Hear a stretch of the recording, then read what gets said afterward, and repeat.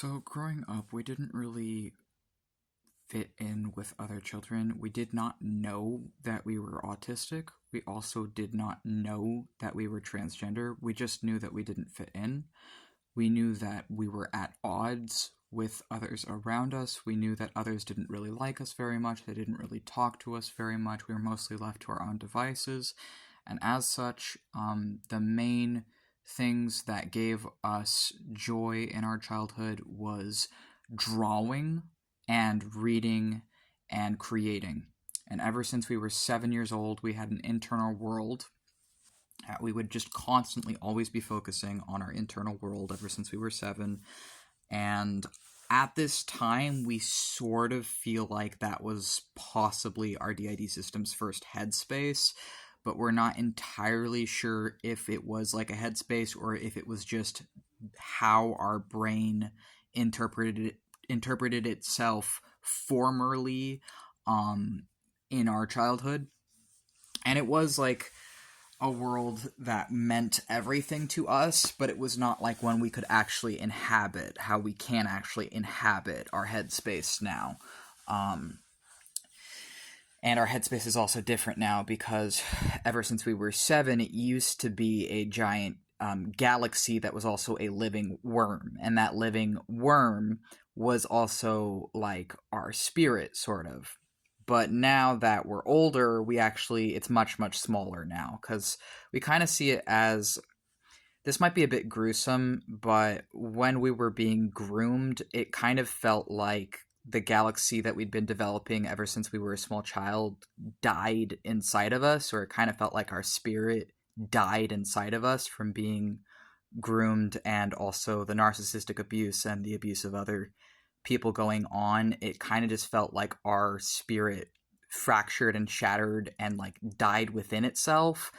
And then when we got out of that, it sort of felt like when we started to become consciously aware of our headmates and meet each other, and the way our system expresses ourselves is we see ourselves as spirits. We see ourselves as devils and fae and dragon and others as well, is how we look in our mind's eye, in our mental interpretation of ourself in our head. Many of us are shapeshifters in our particular DID system, in our brain. Our brain's perception of itself is as a collective of different shapeshifting beings. We see ourselves as a collective of different occultists or wizards who form a brain that is the brain of a wizard, but we also see ourselves individually, like our head parts, as separated occultists as well. And we see ourselves as gods. We see ourselves as other things. And so in our 20s, it seemed like after we got out of being groomed that our internal paradigm rearranged itself or completely changed itself. For a couple years, it might be a little embarrassing, but for a couple years, our internal paradigm rearranged itself off of a few video games. These video games that our brain used to cope and used as a coping strategy, but for our PTSD, but also used to express ourselves and express itself, was the video games Portal 2 and Portal 2 and Half-Life and Half-Life 2 as well as Half-Life VR AI, the web series. But mostly it was the video games themselves. But we were a fan of that series because it's based around Half-Life 1, but it's like a role-play thing. And those games provided us relief, and we did actually have a DID headmate of the G-Man from Half-Life for about 2 years, who Max jokingly calls his ex-husband.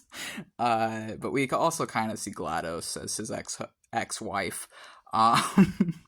But those characters were actually helping us cope with narcissistic abuse, and were sort of something that our brain used to express the abuse that we were processing and make sense of it. Because GLaDOS is a very narcissistic character, but because she's fictional, it gave us a way of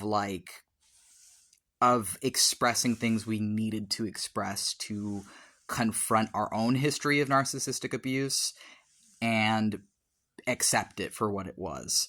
For a while, we actually shipped the characters Shell and GLaDOS as a sort of coping strategy for processing our own narcissistic abuse. And then after we got out of our own narcissistic relationships, we stopped shipping those characters, actually. And then we also shipped Gordon Freeman and the G-Man, because the G-Man is a sort of similar character, except I don't actually think the G-Man is a narcissistic character. I think the G-Man is someone who's painted as a villain, but who's actually a good guy. I have a lot of crazy Half-Life theories. One of my crazy Half-Life theories, well, this is actually Max's theory, so I guess Max is probably speaking through Elysium right now, or Max is probably switching over a little bit to say this since we were talking about Half-Life. Yeah, Max is talking now. One of my crazy Half-Life theories is that the G-Man from Half-Life is the Demiurge, or is like comparable to the Demiurge. I also think the G-Man from Half-Life is Death in the Half-Life universe. I think he's both God and Death in the Half-Life universe. And I think that Gordon Freeman is haunted by him because Gordon Freeman is like dealing with the Vortigaunts, who I think are like the Jinn of the Half-Life universe. I think the Vortigaunts are like the Jinni or demons of the Half-Life universe, and I think that the G-Man is like the Demiurge of the Half-Life universe. But I don't actually think he's evil. I think he's like good presenting itself as evil. I think he's like actually a good character who's like has to appear evil to do their job, is kind of how I see the G-Man. But anyways, I'm gonna let Eli take over again.